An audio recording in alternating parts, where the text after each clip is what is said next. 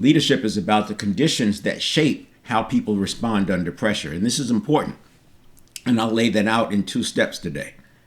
So, executive leadership, one to many. As organizations grow, leadership stops being primarily about personal effort and starts becoming more about organizational conditions. Early in a company's life, results are driven by direct involvement.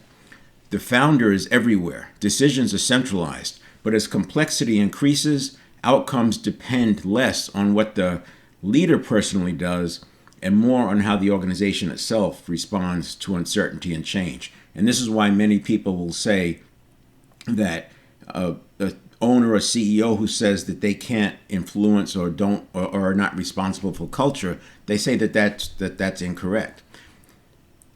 When I look at executive leadership one to many, that shift creates 3 distinct leadership domains.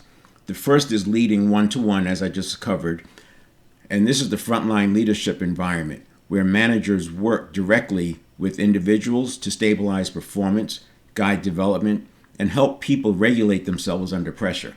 The second domain is leading one to many. Now, this is executive leadership, the role of shaping the environment, setting the climate that determines how thousands of individual decisions unfold across the organization.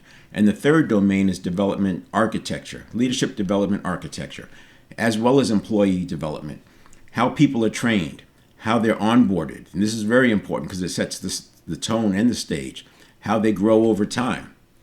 Because if development is inconsistent, leaders spend their time correcting problems that could have been prevented months or years earlier.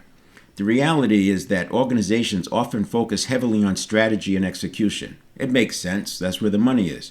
But strategy and execution occur after something more fundamental has already happened.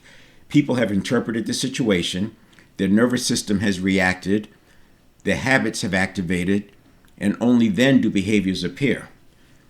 Which means that if we want sustained performance, leadership must operate upstream of behavior.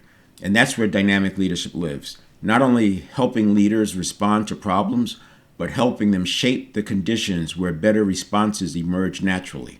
So I want to illustrate what I mean by rapid recovery.